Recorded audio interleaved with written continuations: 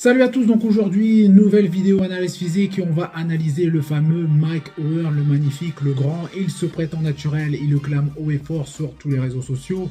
Donc on va commencer bien sûr par ses mensurations, donc c'est-à-dire sa taille et son poids. Donc il mesure 1,90 m pour environ, donc son poids va vaciller autour des 115 kg avec un body fat qui est vraiment toujours très bas, il doit être aux alentours des 7%.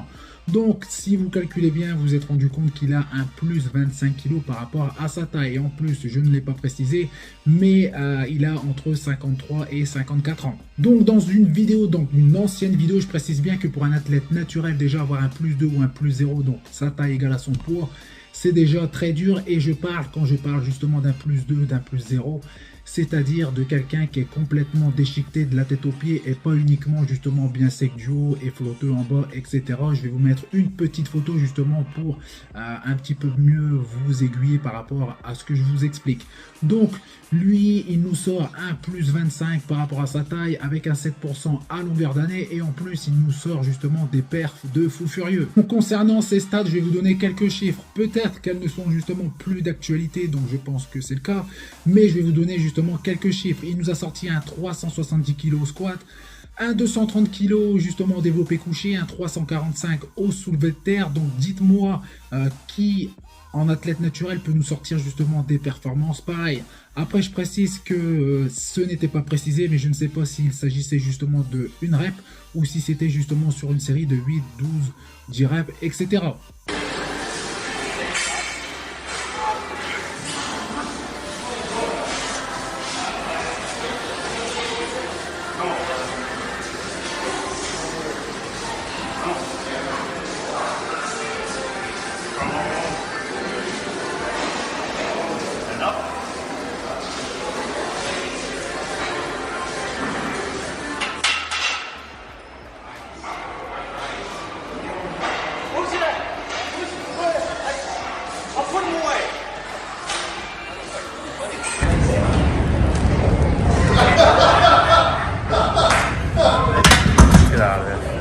How many we got?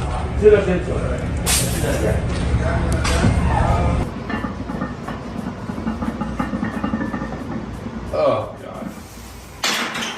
Fuck. One good one, man. Just give me one good one.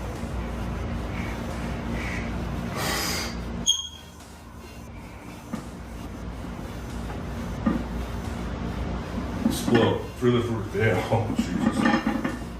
Fuck yeah. Come on. Maintenant, on va analyser son physique. Donc, je vous mets une petite vidéo. Il est âgé d'environ 54 ans. Et la première chose que j'ai à dire, c'est est-ce que vous avez déjà vu justement d'anciens pros dans cette condition?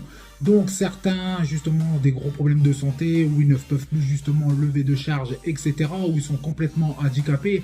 Mais même sans parler justement d'anciens pros bodybuilders, c'est très rare des personnes justement de 54 ans dans cette condition.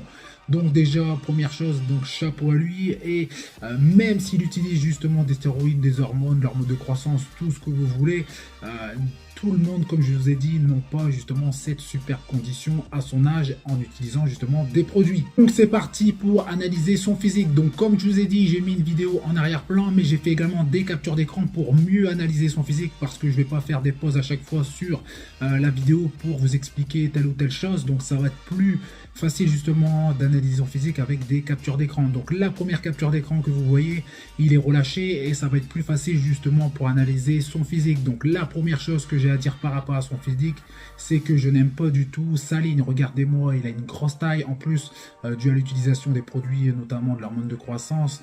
Il a un ventre qui est complètement difforme, donc il a une ligne qui n'est pas du tout esthétique. Lorsqu'il va contracter tout ça, ça va s'améliorer, mais lorsqu'il est relâché, vous pouvez voir que c'est vraiment pas justement harmonieux. Donc en ce qui concerne son body fat, donc comme je l'ai dit tout à l'heure, un body fat qui est très bas, toujours très sec aux alentours des 7%. En ce qui concerne sa morphologie rapidement, Ses avant-bras sont assez longs. En ce qui concerne ses humérus, là c'est l'inverse, c'est assez court. En ce qui concerne ses pectoraux, clavicules assez larges. Largeur d'épaule, c'est pareil, une bonne petite largeur d'épaule, mais elle n'est pas non plus extraordinaire. Et aussi ça casse un petit peu justement sa largeur d'épaule à cause de son bassin qui est quand même assez large. Donc en ce qui concerne points forts et points faibles, on va faire ça rapidement sur chaque capture d'écran. Et ce qui saute aux yeux justement sur cette première capture d'écran, ce sont ses biceps et ses pectoraux, partie supérieure, donc claviculaire, la partie inférieure, externe et interne. Il a des pectoraux qui sont énormes. En ce qui concerne les épaules, il a également deux très bonnes épaules, mais ce qui ressort le plus justement sur cette photo, ce sont justement ses bras, même ses triceps. Il a des gros triceps et également des pectoraux qui sont vraiment très gros. Donc sur cette deuxième capture d'écran, là vous voyez directement, on dirait un tronc d'arbre. Il a une taille qui est assez épaisse, en plus il n'arrive pas justement à taper la pose du Vacom. Les personnes qui s'entraînent spécifiquement pour cette pose vont réussir justement à rentrer vraiment très fort leur ventre vers l'intérieur. Lui il a une taille assez large, donc comme j'ai dit tout à l'heure, il n'est pas du tout esthétique, et cette pose pour lui, il ne devrait pas du tout l'utiliser. Donc sur cette pose, on voit qu'il a des biceps courts et également des triceps courts. En ce qui concerne les dorsaux, vous voyez qu'il a de très gros dorsaux, et encore une photo où on voit justement sa grosse taille qui est énorme. En ce qui concerne son dos, c'est son gros point fort, donc c'est son point fort numéro 1 sur son physique. Largeur, épaisseur, il a tout, et on voit justement qu'au niveau des insertions musculaires, il descend vraiment très bas. Donc comme je l'ai dit, son gros point fort, c'est vraiment son dos.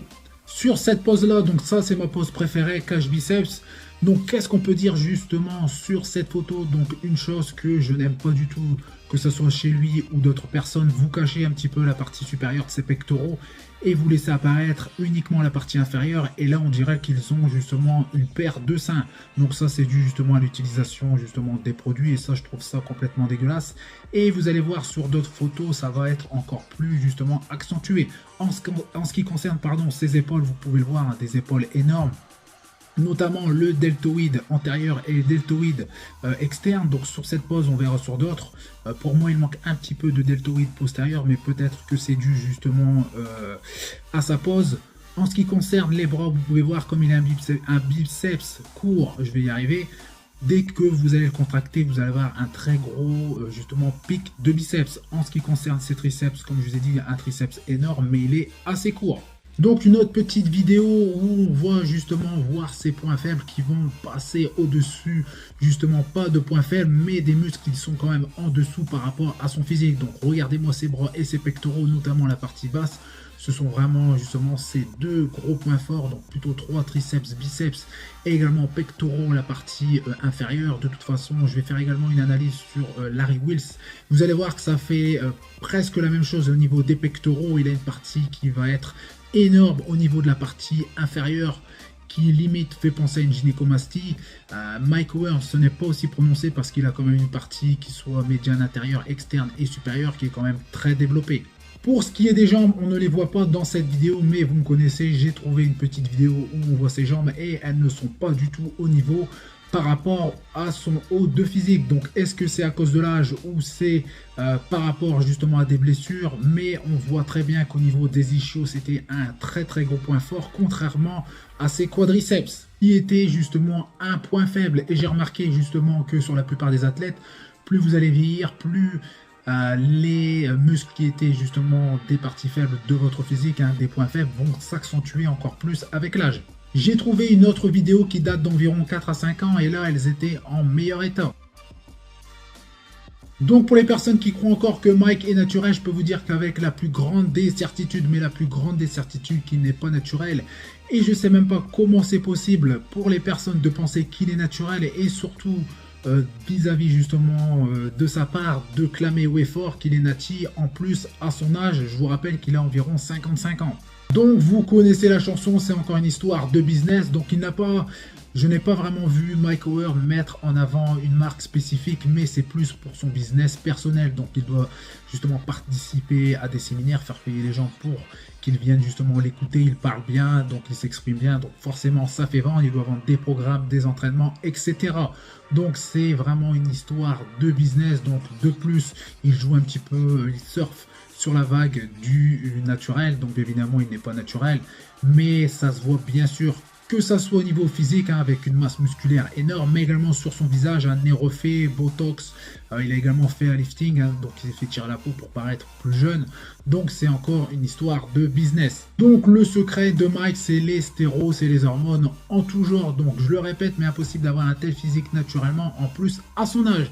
J'allais oublier une chose intéressante, donc dans une vidéo il précise qu'il a justement un taux de testostérone naturel qui est dans la fourchette basse, donc une raison supplémentaire pour vous démontrer justement que Mike O'Hearn se fout de la gueule du monde.